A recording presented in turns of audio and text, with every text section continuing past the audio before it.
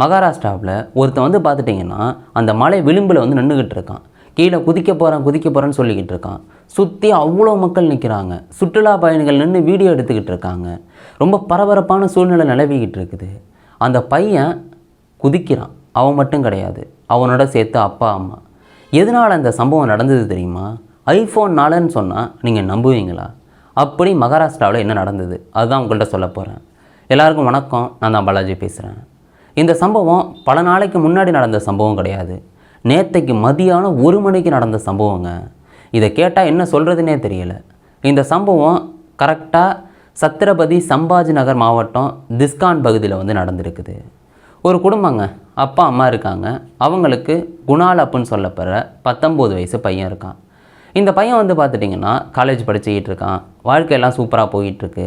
அப்பா அம்மா வந்து சம்பாதிக்கிறாங்க, இதனால் பிரச்சனை இல்லை. இப்படி போகும்போது தான் இந்த பையன் வந்து ஒரு ஃபோன் வாங்குகிறான், ஐஃபோனு. அந்த ஐஃபோனுக்கு வந்து பார்த்துட்டிங்கன்னா மாதம் மாதம் காசு கட்டணும். ஏன்னா இஎம்ஐயில் தான் வாங்கியிருக்கான், அதனால் கட்டிக்கிட்டு இருக்கான். அப்படி கட்டும்போது தான் மாதம் மாதம் இது கட்ட முடியலை. ஏன்னா ஹெவி அமௌண்ட்டாக இருக்குது. அதனால் அப்பாட்ட கேட்குறான், அவங்களும் கொடுக்குறாங்க. பட் இருந்தாலும் இந்த மாதம் கேட்கும்போது அவங்கள்ட்ட வந்து கையில் வந்து பெருசாக இல்லை. அவங்க வந்து திட்டுறாங்க. எப்படியே சண்டை வந்து ஹெவியாக மாற ஆரம்பிக்குது. அவங்க அப்பா பிள்ளைக்கு நடுவில் பயங்கரமாக சண்டை நடந்துக்கிட்டே இருக்குது. இதனால் இவன் கோச்சிக்கிட்டு வீட்டை விட்டே போகிறான். அப்பா அம்மா ஃபாலோ பண்ணிட்டு வந்துக்கிட்டே இருக்காங்க. இவன் எங்கே போகிறான்னா திஸ்கானில் கவுதியா டோங்கா அப்புடின்னு சொல்லப்படுற மலைப்பகுதிக்கு போகிறான். அங்கே போய் நின்றுக்கிட்டு இருக்கான். குதிக்க போகிறேன் அப்படின்னு சொல்கிறான். இவங்களும் அப்பா அம்மாவும் மெனக்கட்டு அந்த குன்றை வந்து ஏறுறாங்க. இவங்க இப்படி போனோன்னே ஊர் மக்களுக்கெல்லாம் செய்தி தெரிய வருது. அந்த திஸ்கான் மக்கள் எல்லாரும் வந்து அங்கே வராங்க. இதே நேரத்தில் அந்த திஸ்கானில் முன்னாள் கிராம தலைவரும் வந்து வராரு. அவர் வந்து பேசுகிறாரு, தம்பி கீழே இறங்கி வாப்பா அப்படின்னு. அவன் என்ன பண்ணுறான்னா அந்த குன்றுக்கு விளிம்பில் வந்து நின்றுக்கிட்டு இருக்கான். யாராவது ஒரு அடி எடுத்து வச்சிங்கன்னா நான் குதிச்சிருவேன் அப்படிங்கிற மாதிரி சொல்லிக்கிட்டு அங்கே நின்றுக்கிட்டே இருக்கான். சும்மா அவ்வளோ ஓட்டில் நின்றுக்கிட்டு இருக்காங்க. அவன் இப்படி எல்லாரையும் வந்து மிரட்டிக்கிட்டே நின்றுக்கிட்டு இருக்கான். ஆனால் குதிக்கலை. நேற்றுக்கு காலையில் 10 மணிக்கு அந்த விளிம்பில் நின்றுக்கிட்டு இருக்கான். மக்கள் எல்லோரும் கூடிக்கிட்டே இருக்காங்க. சுற்றுலா பயணிகள் அந்த பக்கம் போனவங்க நின்று வீடியோ எடுத்துக்கிட்டு இருக்காங்க. ஏன்னா அந்த பகுதி அழகாக ரம்மியமாக இருக்க பகுதி. அதனால் சுற்றுலா பயணிகள்லாம் கூடுவாங்க. இந்த நேரத்தில் இவங்க இப்படி வந்து பண்ணிக்கிட்டு இருக்கான். இப்படி நேரங்கள் போய்கிட்டே இருக்குது. ஊர் பொதுமக்கள் போலீஸ்கிட்ட இன்ஃபார்ம் பண்ணுறாங்க, தீயணைப்பு படைக்கிட்ட இன்ஃபார்ம் பண்ணுறாங்க. எல்லோரும் இங்கே வந்துடுறாங்க. யார் சொன்னாலும் அந்த பையன் கேட்க மாட்டான். அந்த கிராமத் தலைவர், முன்னாள் கிராமத் தலைவர், அவர் சொல்கிறாரு, எப்பா என்னப்பா பிரச்சனை, உனக்கு எல்லாமே வாங்கி தரோம், நீ கீழே இறங்கி வா அப்படின்னு சொல்கிறாங்க. ஆனால் அவன் கேட்கவே இல்லை.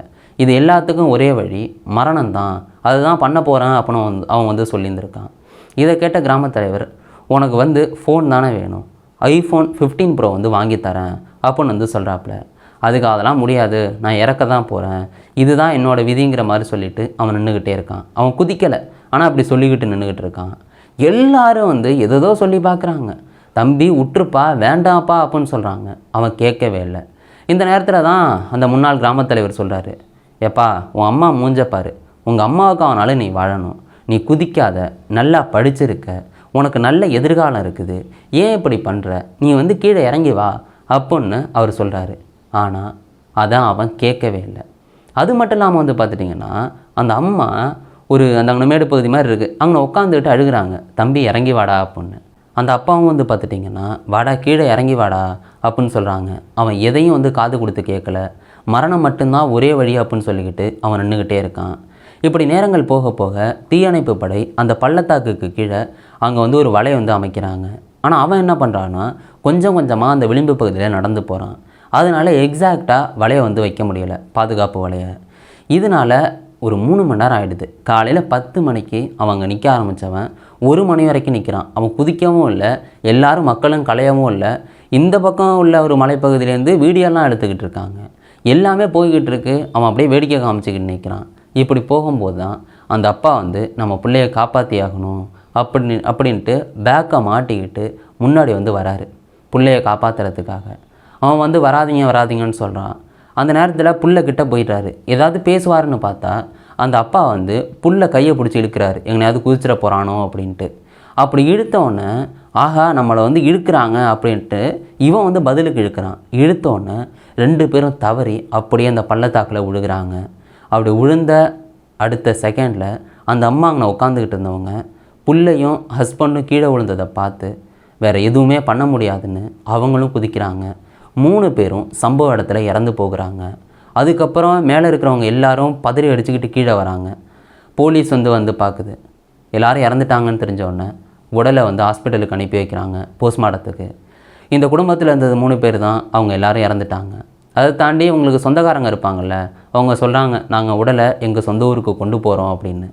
இப்படி எல்லாமே நடந்துக்கிட்டே இருக்குது. அந்த பகுதியே வந்து ரொம்ப சோகத்தில் வந்து மூழ்குது. ஏன்னா ஒரு ஃபோனுக்காக, ஐஃபோன் தவணைக்காக இந்த தற்கொலை நடந்திருக்குன்னு சொன்னால் நீங்கள் நம்புவீங்களா? அதுவும் அந்த பையன் வந்து 3 மணி நேரமாக குதிக்க போகிறேன்னு சொல்லிக்கிட்டு இருந்தான். அவன் குதிக்கலை. ஆனால் அந்த அப்பா காப்பாற்றுறன்னு போகும்போது தவறுதலாக அப்படி வந்து ஒரு தள்ளு முள்ளில் 2 பேரும் விழுந்துட்டாங்க. அதை பார்த்த அம்மா குதித்து இறந்துட்டாங்க. இதெல்லாம் நினச்சி கூட வந்து பார்க்க முடியலைங்க. போலீஸ் வந்து விசாரணை நடக்குது. எஃப்ஐஆர்லாம் பதிவு பண்ணிவிட்டு விசாரணை வந்து போய்கிட்டே இருக்குது, எதனால் நடந்தது அப்படின்னு. ஆனால் எக்ஸாக்டாக என்ன நடந்ததுன்னு அந்த அப்பா அம்மா பிள்ளைக்கு மட்டும்தானே தெரியும். போலீஸ் வந்து அவங்களோட விசாரணையிலே இது வந்து தெரிய வந்திருக்கு, அவன் ஒரு ஐஃபோன் வச்சுருந்துருக்கான் அப்படின்னு. இதில் இன்னொரு பக்கம் என்ன சொல்கிறாங்கன்னா, இவன் வந்து ஐஃபோன்லாம் வச்சில்ல, அந்த ஃபோனை வந்து கேட்டிருந்துருக்கான், அவங்க அப்பா அம்மா காசு இல்லைன்னு சொல்லிட்டாங்க, அதனால வந்து சண்டை போட்டுக்கிட்டு இவன் இந்த மலைப்பகுதியில் நின்னான் அப்படின்னு ஒரு பக்கம் வந்து சொல்கிறாங்க. எப்படியா இருந்தாலும் இந்த ஐஃபோனுக்காக தான் இவன் வந்து இறந்து போயிருக்கான். அவன் மட்டும் இறக்குறது மட்டும் இல்லாமல் அவங்க அப்பா அம்மாவும் கூட இறந்து போயிட்டாங்க. இந்த சம்பவத்தை நீங்கள் வந்து எப்படி பார்க்குறீங்க? இதெல்லாம் ஒரு கொடூரமான இறப்புன்னு சொல்லி ஆகணும். அர்த்தமே இல்லாமல் இருக்கக்கூடாதுல்ல. ஏன்னா மறுபடியும் மனிதனாக பிறப்பான் அப்படின்னு நம்மளுக்கு தெரியாது. இருக்கிற வாழ்க்கையில் என்ன பண்ண போகிறோம் அப்படிங்கிறது தான் ரொம்ப முக்கியம். எவ்வளோ கஷ்டங்கள் இருந்தாலும் அதை தாண்டி தானே நம்மளோட வாழ்க்கை வந்து இருக்குது. ஆனால் அர்த்தமே இல்லாமல் ஃபோனுக்காக இறக்குறதெல்லாம் எவ்வளோ ஒரு என்னத்தை சொல்ல. நீங்கள் இதை எப்படி பார்க்குறீங்க? உங்களுக்கு என்ன தோணுதோ அது கீழே கவனிங்க. நாளைக்கு நேரடியில் நான் உங்களை சந்திக்கிறேன். Bye guys.